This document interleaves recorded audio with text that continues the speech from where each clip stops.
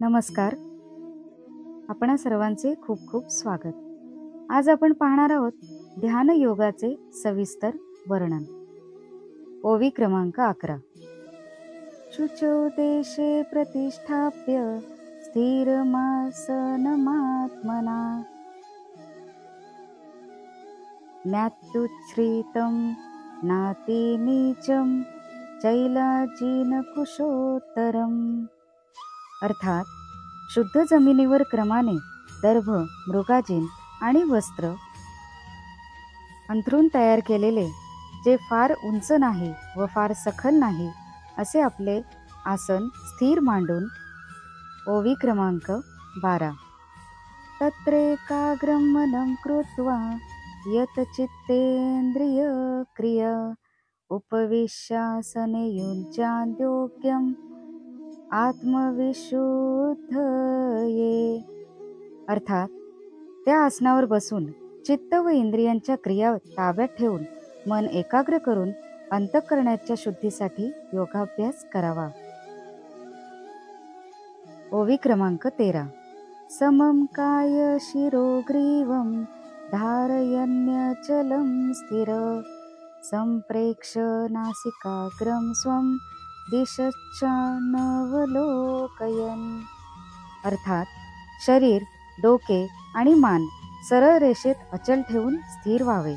आपल्या नाकाच्या शेंड्यावर दृष्टी ठेवून अन्य दिशांकडे न पाहता. ओवी क्रमांक 14.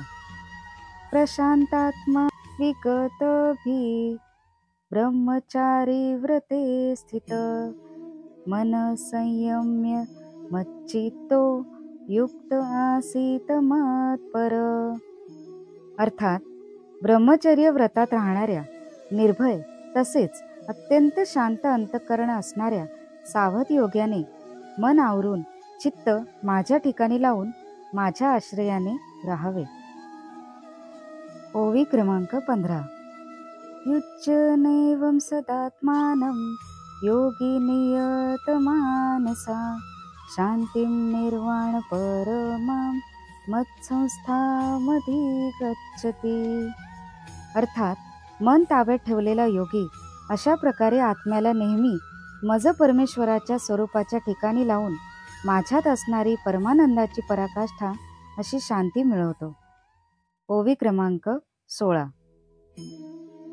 नात्यंश्रंत सुयोगोस्ति न चैकान्तमनश्रत न चाति स्वप्नशीलस्य जाग्रतो नैव चार्जुन.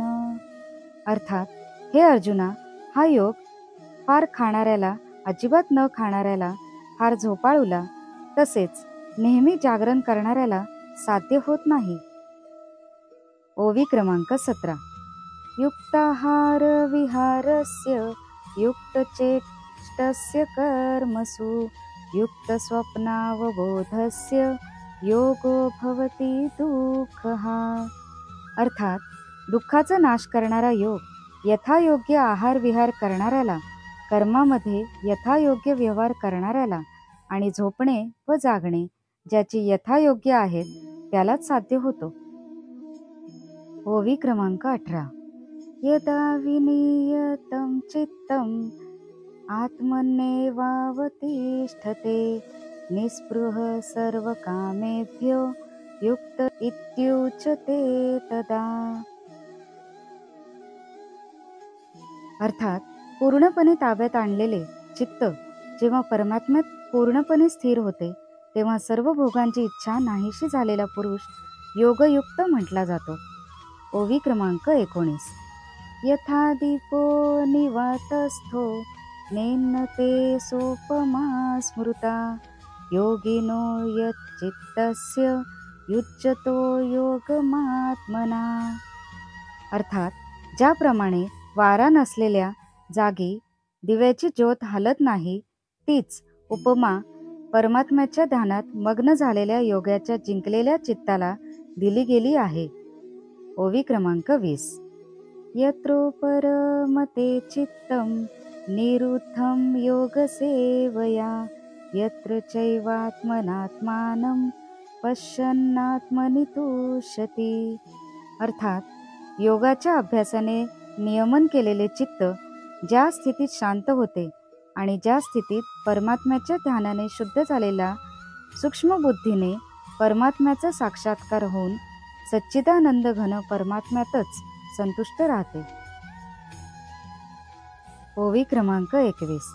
सुखमात्यंतिकं यत्तं बुद्धिग्राह्यमतीन्द्रियं वेत्ति यत्र न चैवायं स्थितश्चलति तत्वता. अर्थात इंद्रियातीत केवळ शुद्ध झालेल्या सूक्ष्म बुद्धीने ग्रहण करता येणारा जो अनंत आनंद आहे, तो ज्या अवस्थेत अनुभवाला येतो आणि ज्या अवस्थेत असलेला हा योगी परमात्म्याच्या स्वरूपापासून मुळीच विचलित होत नाही. ओवी क्रमांक 22. यम लब्ध्वा चा परम लाभम मन्यते नाधिकं तथा यस्मिन्निस्थितो न दुःखेन गुरुणापि विचाल्यते. अर्थात परमात्मा प्राप्तिरूप जो लाभ झाल्यामुळे त्याहून अधिक दुसरा कोणताही लाभ तो मानित नाही आणि परमात्मा प्राप्तिरूप ज्या अवस्थेत असलेला योगी फार मोठ्या दुःखानेही विचलित होत नाही. ओवी क्रमांक 23. तम विद्याद दुःख संयोग वियोगम योग नितम स निश्चयेन योक्तव्यो योगो निर्विण्ण चेतसा. अर्थात जो दुःखरूप संसाराच्या संयोगाने रहित आहे, तसेच ज्याचे नाव योग आहे, तो जाणला पाहिजे. तो योग न कंटाळता अर्थात धैर्य व उत्साहयुक्त चित्ताने निश्चयाने केला पाहिजे. ओवी क्रमांक 24. संकल्प प्रभवान कामान अत्यक्त्वा सर्वान् शेषता मनसैवेन्द्रिय ग्रामं विनियम्य समन्तता.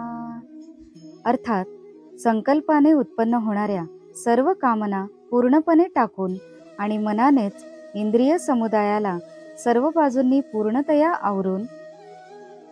ओवी क्रमांक 25.